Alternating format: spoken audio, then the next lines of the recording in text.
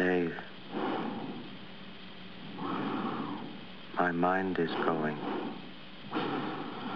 I can feel it. Welcome to the Infowars Nightly News. I'm David Knight. It's Monday, May 4th, 2015. Here are our top stories. Tonight, what you need to know about the Garland terror attack. Then, farmers rise up against Monsanto. And the mainstream spin on Jade Helm. That's next on the Infowars Nightly News. And I just think about all the veterans that have fought and died for our supposed freedoms and how we're pissing on their graves right now, and I'm tired of it. Well, by now, I'm sure you've seen reports of the attack on the Muhammad cartoon contest that was being held in Dallas. We're going to take a look at the attacks on the First Amendment and the attacks on the people who sponsored that contest as part of an attack on the First Amendment and attacks on the Second Amendment as well. The New York Times blames the event organizers, talking about, well, let's put free speech aside. Here's the tweet that came out from a New York Times reporter. She said, free speech aside, why would anyone do something as provocative as hosting a Muhammad drawing contest? And as Steve Watson pointed out, free speech aside, let the floodgates open. And boy, did they. Listen to some of these responses that we saw on Twitter. Free speech aside, that's a bizarre thing for a journalist to tweet. A plumber maybe, okay. Another one says, pretty chilling when a reporter says, free speech aside. No wonder this administration has run all over this press corps. Another one, free speech aside, why would we then let the New York Times print anything? Precisely. We go from a situation where, as Voltaire used to say, I may vehemently disagree with what you have to say, but I will defend it to my death, not to your death, not to say that you're justified to be shot. Now, this is the way the Daily Mail headlined it. A quote from the person holding the Muhammad cartoon contest says, this is war. The woman behind anti-Islamic Muhammad cartoon contest and her long history of hatred. You see, they make the attack against her, not against the people who showed up with guns to murder everybody, but against her. Now, to give you an idea of how they come after them personally, I think with unsubstantiated charges, they say this organization, the AFDI, is listed as a hate group by the Southern Poverty Law Center. They describe as a watchdog organization. Clearly, we'll talk about that more in just a moment, but then they go after her, talking about how she lived as a well-off housewife after a short media career, and talking about her divorce. It's all about her. It's all about attacking her personally. What about any discussion of the religion behind these violent attacks against people who just have cartoons? And what about the idea, as we've seen before, blaming women who were raped, saying that they were dressed too provocatively? Or I remember the case of the Central Park jogger years ago, where she was criticized for thinking that she should be able to jog through Central Park. It was her fault for being in that place. You don't blame the victims. You don't blame the people who are exercising their free speech, no matter how obnoxious that free speech is. And let's take a look at some obnoxious speech that is directed at Christians. Let's take a look at just one cartoon that's directed at Christians with very hateful speech. This is something that comes from Fox. It's The Family Guy. And this is a wiki that is devoted to looking at what they portray. And this is one page that goes on for several pages about Jesus Christ and the way that he is mocked on The Family Guy. For instance, there's a standing gag that Jesus drives a Cadillac Escalade. That we see in another episode, God is seen hitting on a woman in the Drunken Clam, a bar. We see another one where Stewie admires Jesus and imagines what it would be like to meet him, then enters a room in Jesus' house to find him standing in a tub, naked, washing himself. Seeing Stewie watching him, he carries on. Another one, he makes use of his special powers to assist in a golf game, as seen in the episode Holy Crap. And then finally this one, because this goes on for several pages. Stewie explains to Brian that Jesus really didn't die on the cross in Stewie, Chris, and Brian's Excellent Adventure, as God discovers in a cutaway that it was really due to cocaine and trauma to the colon. Now, The Family Guy, that Fox program, you know, the same people that bring you Fox News, that's really hateful, stupid, juvenile behavior. Do they have to worry about Christians killing them? No. No, as a matter of fact, most of the Christians tune into their hateful, stupid, juvenile Fox News programs with Megyn Kelly when she tells you things like, yeah, it's Big Brother to have mandatory vaccines, but sometimes you need Big Brother. Now look at the way that NPR covers this. 5 things to know about the organizers of the Muhammad Cartoon Contest. Again, the first 2 are all about the Southern Poverty Law Center. They say it's anti-Islam, or is it a pro-free speech group? They say the Southern Poverty Law Center, which tracks extremist groups, lists this organization as, quote, an active anti-Muslim group.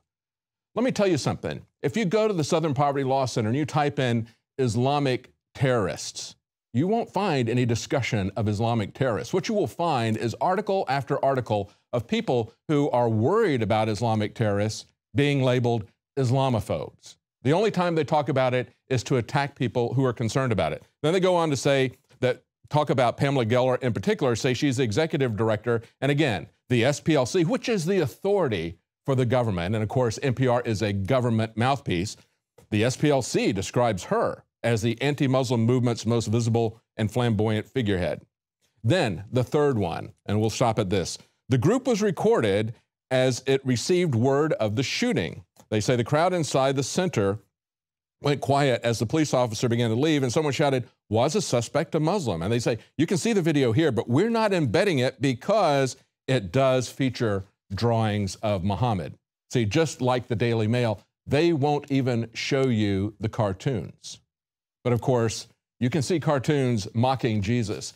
And look at this article from NPR back in 1993 when they're doing an interview, a fawning interview with artist Andres Serranos. Now, this is the guy whose 1987 photograph, Piss Christ, showed the figure of Christ on a cross in a pool of urine. And they say he was denounced on the Senate floor by Senator Jesse Helms, who then began a crusade against the National Endowment for Arts. In other words, Christians didn't come out and say, we need to kill Andres Serrano. What they said was, we want you to stop holding a gun to our head and making us pay for this filth. That was the concern of people. They didn't even try to censor it in most cases. They just wanted to stop being forced to pay for this. When challenged about what this was about, Pamela Geller brought that very incident up about the Piss Christ artwork. Here's what she had to say. A pluralistic society, you have offensive speech. You have ideas. You have an exchange of ideas. You don't shut down a discussion because I'm offended. If something offends me, should I go out and slaughter people? Sure, when Jesus Christ was put in a jar of urine, it was called art. Did Christians like it? Of course not. Did they slaughter people? Did they burn embassies? Did they kill whole communities? Of course not. This cannot be sanctioned. Yeah, this cannot be sanctioned. The West must stand up for freedom of speech. It's the core fundamental element of this constitutional republic. And once again, just like we saw after Charlie Hebdo, the pathetic, castrated media is actually censoring the images of this artwork, depictions, cartoons of the Prophet Muhammad, in the very hours after this attack, sending the message that violence and intimidation works, and that free speech, the First Amendment, the very values that underpin democratic, free society, are less important than offending Muslims. And as Paul pointed out, they're censoring the cartoon images, but they are also embellishing the accounts. Look at this story. CNN exploits Garland shooting to attack the Second Amendment. Soon after the attack in Texas, CNN tweeted that the alleged perpetrators were armed with automatic weapons. And you can see the tweet embedded there in the story. And as Kurt Nemo points out, a search of news stories does not confirm that the police made the claim that they had automatic weapons. The CNN tweet points to an article on the CNN website, but that also does not mention automatic weapons. The phrase, however, does appear in a Reuters news report. And as he points out, it's not clear whether or not that report from Reuters was a mistake on their part or whether they went with what the police told them. But here's another takeaway from that. Besides not attacking the Second Amendment, consider the fact that if they had rifles, whether these were semi-automatic or whether they were automatic weapons, they were both taken out by one cop with a pistol who could shoot. Now, as an aside, I also want to point out that we just had some statues unveiled in Germany, in what used to be former East Germany, Stasi-controlled East Germany. You know what they put statues up to? They put statues up of Snowden, Assange, and Manning. And you can see these pictures of them standing on chairs. And as they point out, the artist behind the work, Italian sculptor, said that he wanted to, quote, represent three contemporary heroes who have lost their freedom for the truth. And they point out these statues will have fewer restrictions on their movements than the real people will, because they have already got a scheduled tour of these statues.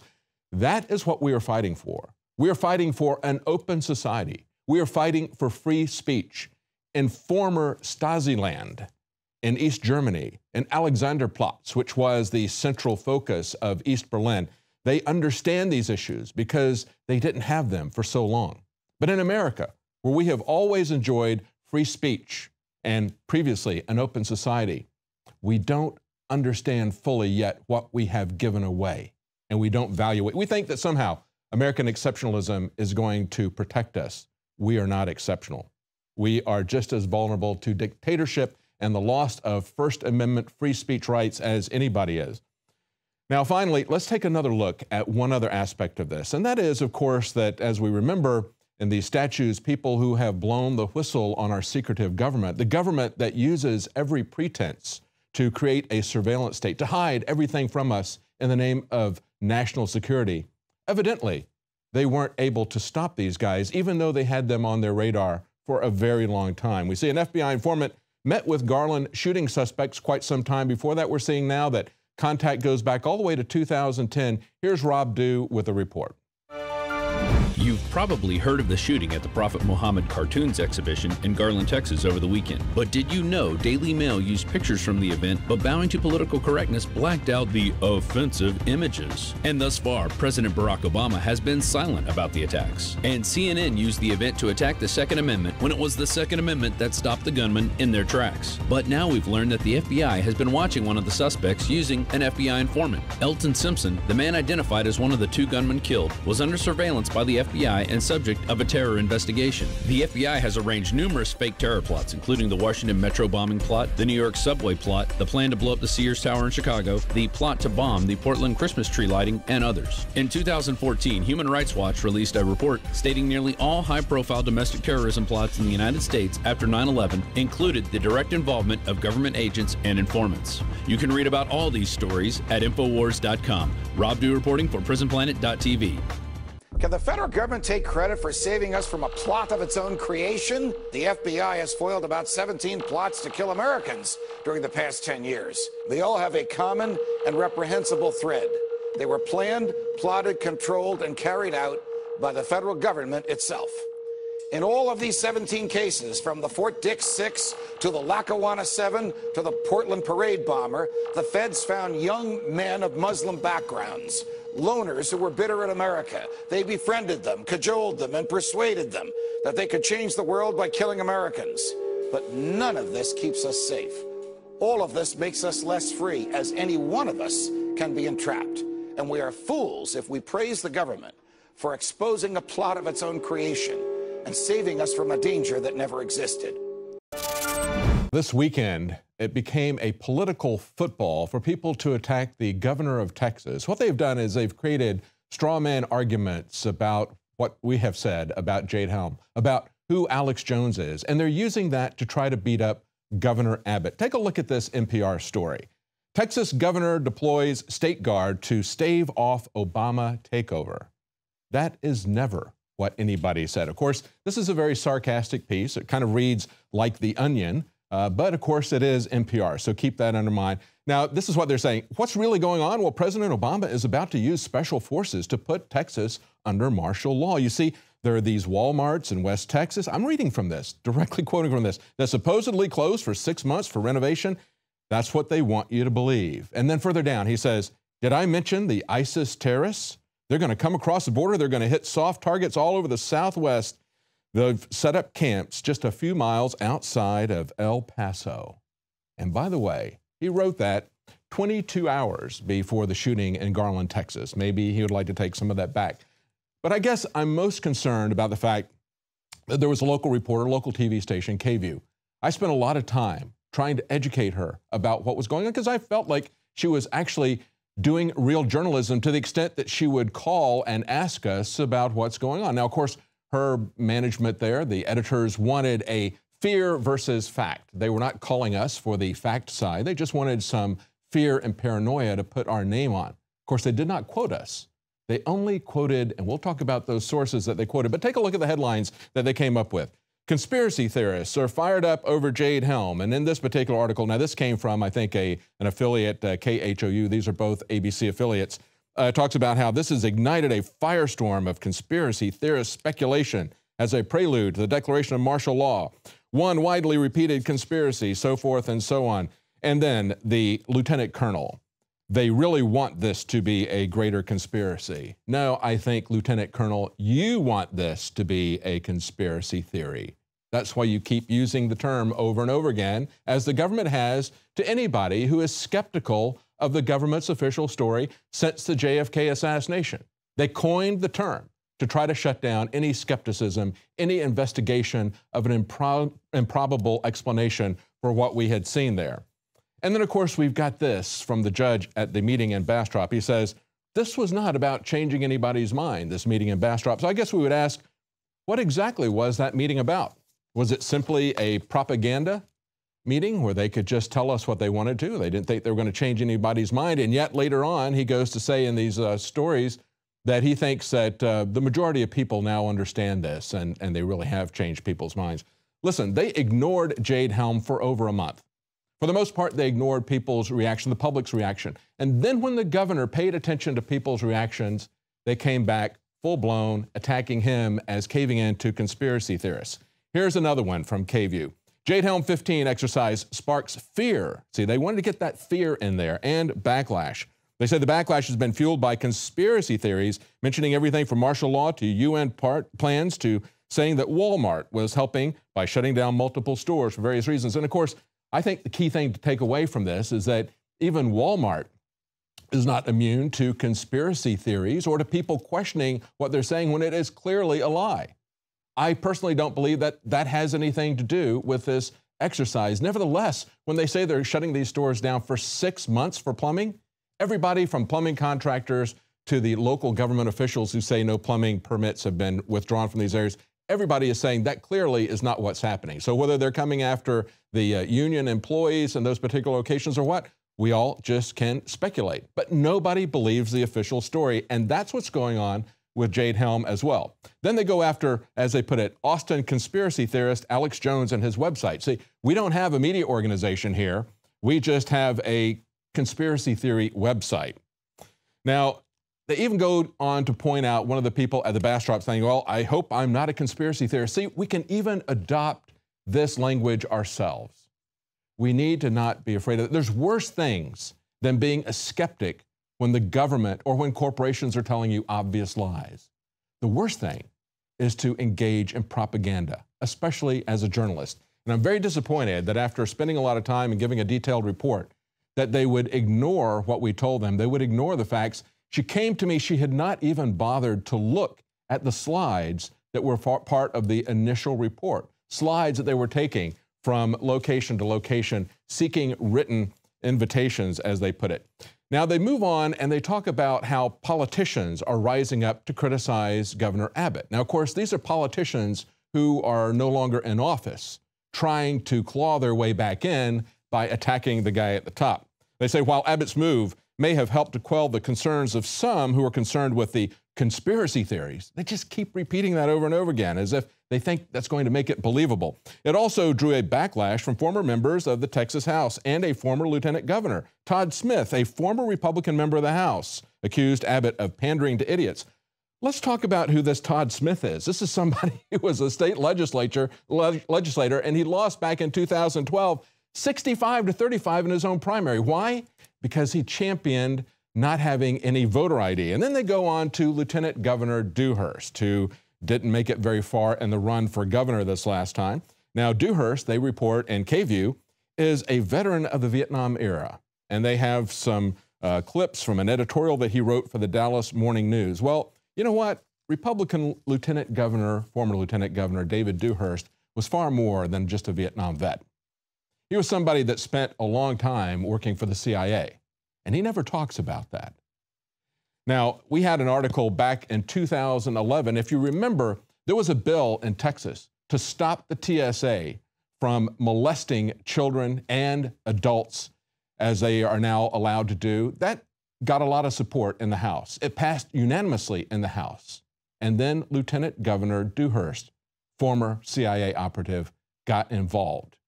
And then at that point, we saw the government threaten to turn Texas into a no-fly zone. At the time we reported this, we quoted Senator Patrick from Houston saying, Dewhurst came up with this elaborate political play to kill the bill without his fingerprints, but his fingerprints are all over this. Now, at the time, Paul Joseph Watson pointed out that Dewhurst was also director of the Texas Task Force on Homeland Security, saying that during his tenure in the CIA in the early 1970s, Dewhurst helped the U.S. government violently overthrow democratically elected regimes in South America to plunder their oil and other resources, including the coup that helped neo-Nazi Bolivian General Banzer Suarez come to power. He was aided by a notorious Nazi, Klaus Barbie, the Butcher of Lyon, who escaped France after the end of World War II to enter Bolivia.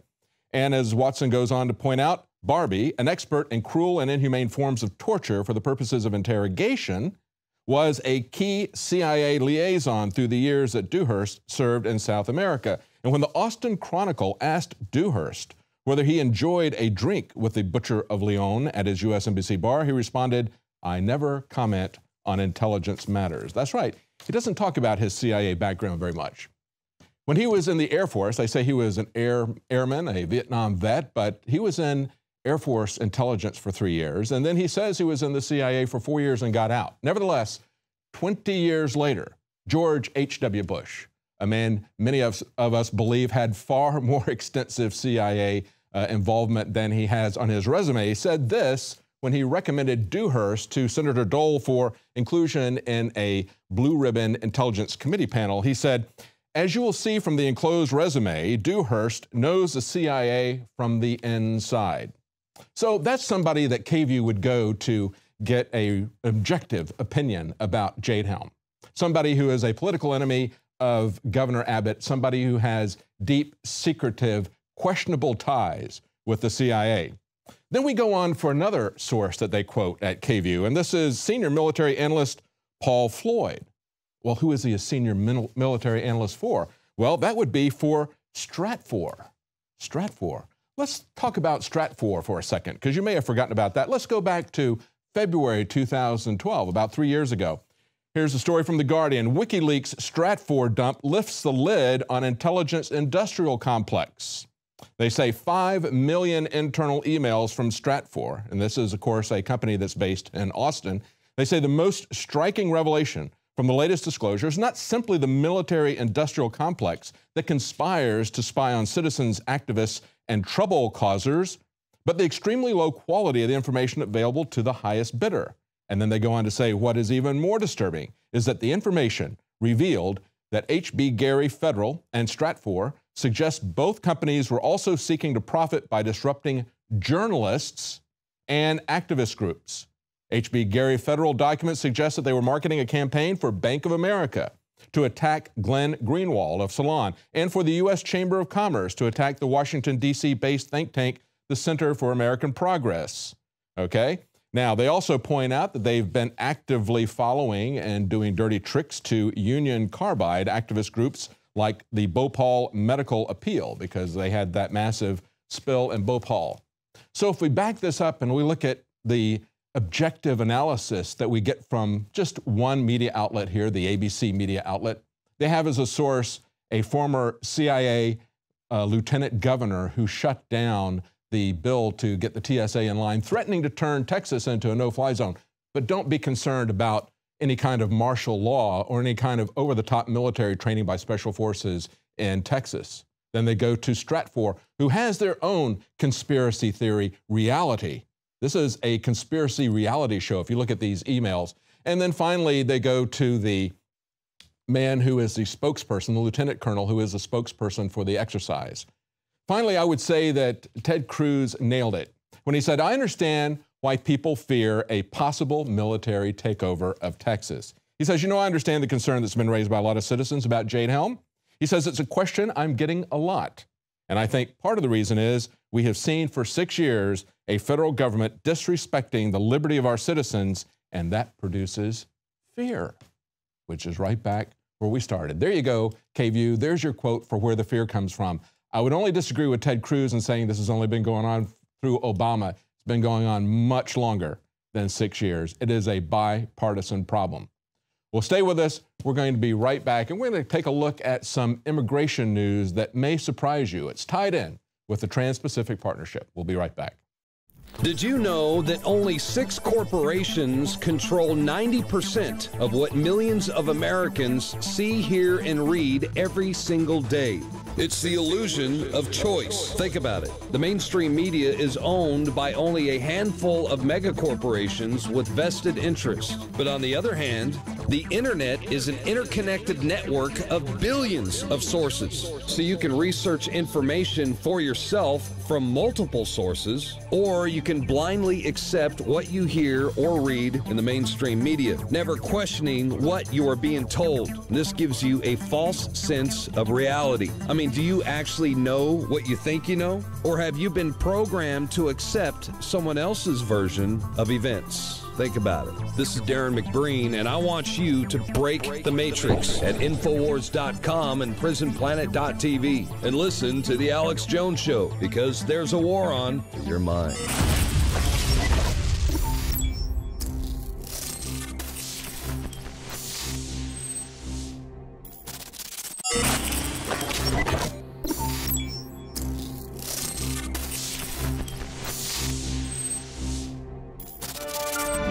Now, in something we've seen in America, we are seeing also in India, and that is local farmers rising up to stop open-air trials of GMO farming. This report on Infowars.com, thousands of farmers in India rise up against Monsanto. Some have said that India's prime minister arrived at the nation's pro-GMO position with the help of generous campaign funding from a GMO lobby, but that hasn't stopped thousands of Indian farmers from demonstrating against Monsanto and their biotech cronies in a massive grassroots movement that shuns anti-farmer practices and GMO farming. Now, understand what they're fighting against is the same type of thing that we've seen in the most recent referendum in Hawaii. We've had several farming communities that have put in prohibitions against open-air farming. Now, here's a statement from a group that represents the farmers. They say the government is exhibiting its pro-industry stance by pushing for unneeded, unwanted, and unsafe GMOs in our farming. We want all open-air field trials of GM crops stopped immediately in the country, since such open-air trials pose not only a risk of contamination, but also the risk of trade rejection. In other words, they're not going to be able to sell this in other countries. He says, furthermore, any moves towards trade liberalization in agriculture, whether through the WTO route, the World Trade Organization route, or through free trade agreements, are unacceptable to us. Now, there's a lot in that statement, and we have seen the same sort of thing in America. Although we have seen little success in trying to get GMO labeling, the only exception being the state legislature in Vermont, all of the initiatives and referendums that have been brought up have been shut down by propaganda from Monsanto and others. We have seen in farming communities, they have done the same sort of thing because they understand that this is a dangerous practice. It contaminates their crops in these open-air trials. And the most recent example is in Hawaii. But what are they doing in Hawaii? Even though there was a referendum and they said we don't want these open-air trials because they are a trespass, they are now appealing it to the federal government. And we see that even in the GMO labeling. They are now appealing that to the federal government. But there's a higher authority that they're appealing to shut everything down. And of course, that is these free trade agreements, so-called free trade agreements, the Trans-Pacific Partnership, the TTIP, the Transatlantic Partnership as well. That's what we really have to be concerned about. And now we see one after the other, senators and individuals on both the left and the right warning us about this path that we're going down. We had Elizabeth Warren stand up and say, if people knew what was in this secretive agreement, they would be appalled. And that's why the administration is not letting people know what's in it. She said, they say if the people knew, they would reject you. She said, well, then the problem is with the trade agreement. It's not with the people knowing what's in it. Now we see on the right, we see on Sunday night, Senator Jeff Sessions sent out a critical alert warning about the Trans-Pacific Partnership. Now, what is he warning us about? He says the TPA, and of course, that is the fast-track authorization that was just passed, eliminates Congress's ability to amend or to debate this trade legislation. He says not only will Congress have given up the 67-vote threshold for a treaty, and the 60-vote threshold for important legislation, but will have given up even the opportunity for amendment. He said there is no real check either on the expiration of the fast-track authority. If Congress does not affirmatively refuse to reauthorize it at the end of the defined period 2018, the president can automatically renew it for another 3 years. And then this one last thing that he had to say, which is very important. The USTR, the U.S. Trade Representative, he says, outlined the Trans-Pacific Partnership. And when he put in to the key features summary, he said the TPP is a living agreement. Think about that. Just like the Constitution being some kind of a living document that they can just reinterpret as they wish. That's what they're going to do with this agreement that they're negotiating in secret. Not only is it going to be created in secret with just a straight up and down vote, no amendment, no debate, but they're also saying that it is a living agreement. This is what this means. He says this means the president could update the agreement as appropriate to address trade issues that emerge in the future, as well as new issues that arise with the expansion of the agreement to include new countries. The living agreement provision means that participating nations could both add countries to the TPP without Congress's approval, like China, and could also change any of the terms of the agreement, including controversial areas such as the entry of foreign workers and foreign employers. Again, these changes would not be subject to congressional approval. So just like we see Congress abdicating its authority to all these alphabet agencies, these bureaucracies, which then write all the laws without any of Congress's input, this trade authorization, which is really a massive surrender of sovereignty, and you can see it in what Senator Sessions just pointed out. We know that it's about sovereignty. We know that it's not about free trade. The trade areas that are in there are crony capitalism trade. This is no more free trade than we had free markets with the bank bailouts. But they're going to use this to do their own, write their own laws in the future. And of course, corporations are giving themselves parallel status with nations. And this affects copyright, this affects free speech issues, this affects the freedom of the internet. And as we've talked about, it's pervasive.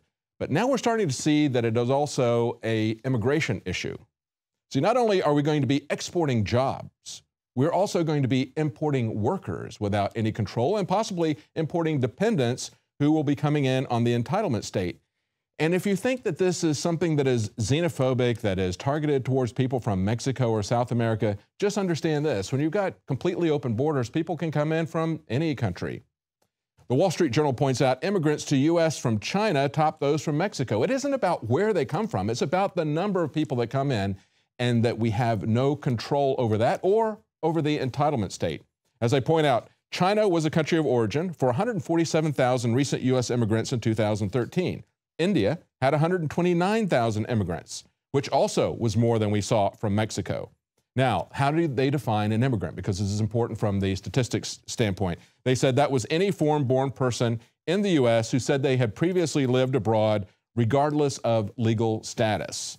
They say that it might still undercount some of the undocumented immigrants. Nevertheless, this isn't targeted towards any particular group. What we're saying is there has to be some control over our borders. There has to be some control over where we're going to send jobs, how many workers we're going to bring in. It's going to be massive unemployment. And if you want a good example of what this looks like, look at this report from John Bound about what happened at Disneyland.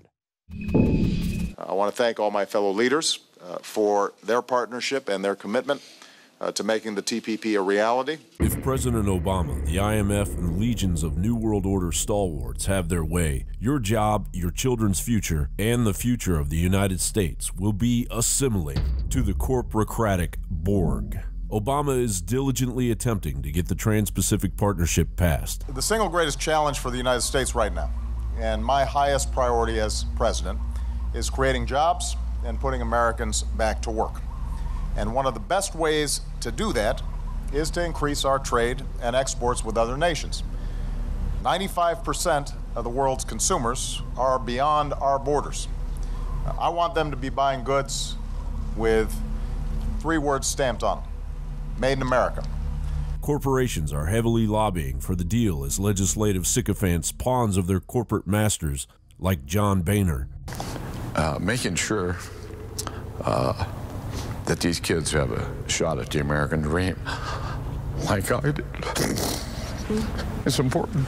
Rally support for a trade agreement that will make NAFTA look like child's play. Mr. Speaker, I rise today to announce my introduction of and request co-sponsors for a privileged resolution to withdraw the United States from the World Trade Organization. By what authority does the World Trade Organization assume jurisdiction over the United States federal tax policy? That's the question. At last reading, the Constitution required that all appropriations bill originate in the House and specify that only Congress has the power to lay and collect taxes. Taxation without representation was a predominant reason for America's fight for independence during the American Revolution.